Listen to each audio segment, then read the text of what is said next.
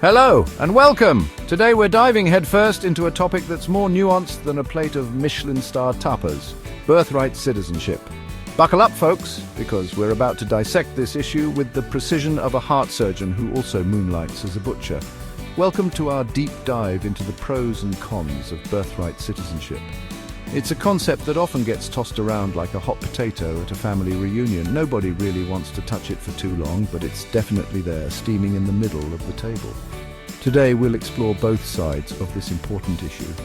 We'll examine the arguments, the implications, and maybe even uncover a few uncomfortable truths along the way. So grab your thinking caps and let's jump right in. Let's start with the fundamental premise of birthright citizenship. The idea that every child born within a country's borders is automatically granted citizenship. Think of it like this: no matter who your parents are, where they're from, or what they do, if you're born in the land of the free, you get a free pass to the American dream, or at least that's the idea.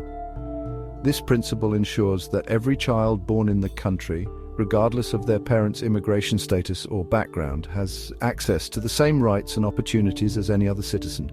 We're talking about fundamental rights here, folks. The right to education, the right to work, the right to vote, the very pillars of what we like to call a just and equitable society.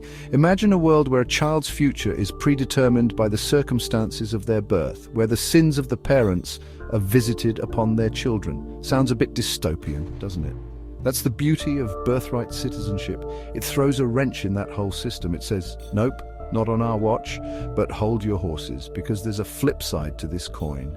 And as with any coin worth its salt, this one's got two sides, both equally shiny and capable of causing a ruckus. Opponents of birthright citizenship argue that it creates a system where people can exploit the law, essentially gaming the system to gain citizenship for their children. This is where the term anchor babies rears its ugly head, a term, by the way, that is as dehumanizing as it is inaccurate. But let's be clear, the vast majority of people who give birth in the United States are already here legally. They're not jet-setting across continents to squeeze out a citizen in a foreign land. They're living their lives, contributing to their communities, and having babies just like everyone else. So is birthright citizenship a beacon of equality or a loophole ripe for exploitation? As with most things in life, the answer is more complicated than a simple yes or no. It's about finding a balance, a way to uphold the principles of fairness and justice while addressing legitimate concerns. Now let's address the elephant in the room, or rather the pregnant tourist in the departure lounge: birth tourism.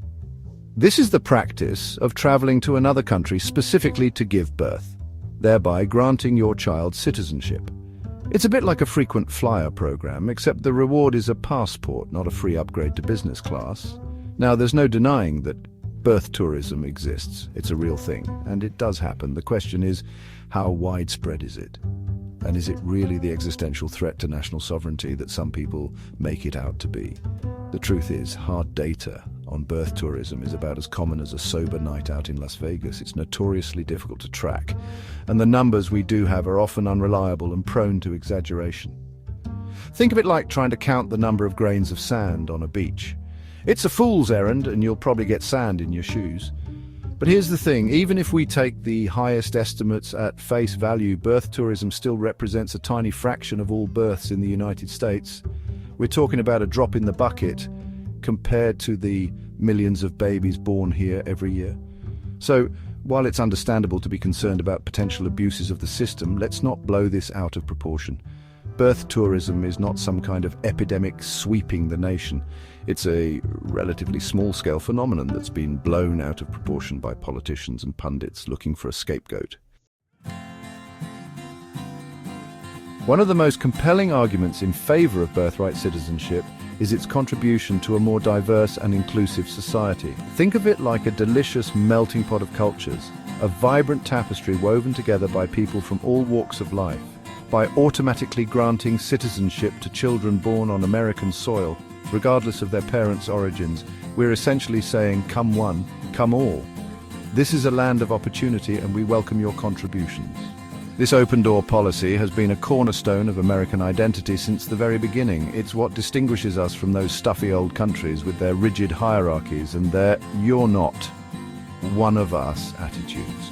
We're a nation of immigrants, a patchwork quilt of cultures, and that's something to be celebrated, not feared.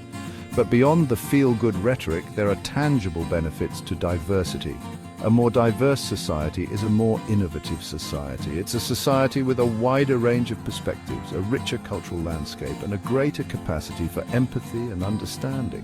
When we welcome people from different backgrounds, we're not just being nice, we're investing in our own future. We're creating a society that's better equipped to compete in a globalized world, a society that's more resilient in the face of change, and a society that's more just and equitable for all. Now let's talk about the elephant in the hospital waiting room, the potential strain on public resources.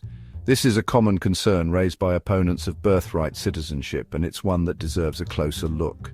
The argument goes something like this. More babies born in the country means more demand for public services like healthcare, education, and social welfare. And if those resources are already stretched thin, well, something's got to give. It's a valid concern, to be sure, but is it a reason to scrap birthright citizenship altogether? Not necessarily.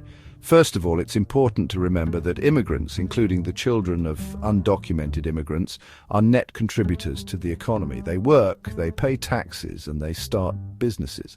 They're not just sucking on the government teat, as some would have you believe.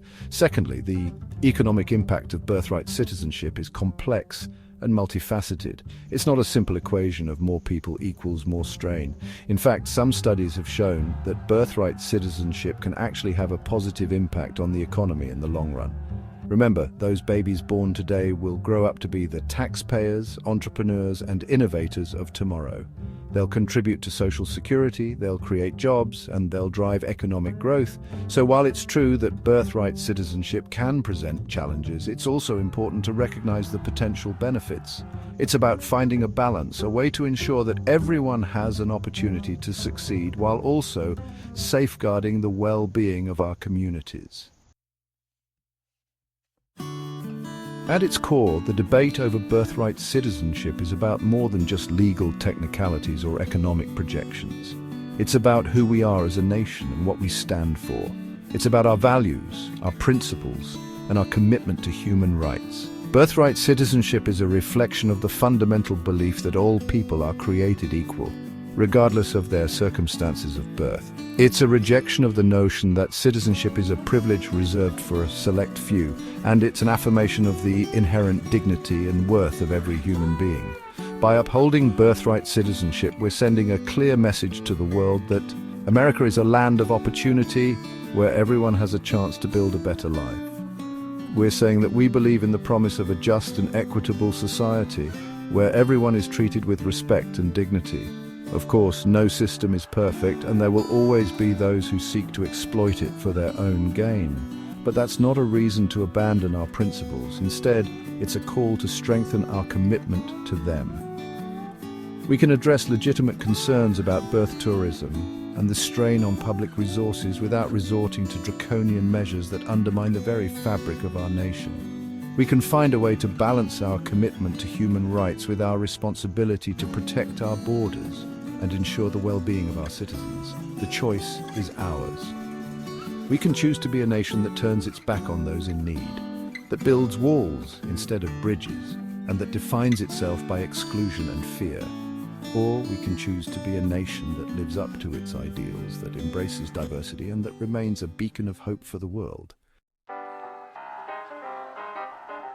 Well, folks, there you have it. We've explored the labyrinthine world of birthright citizenship, and hopefully you haven't completely lost your appetite for nuanced political discussions.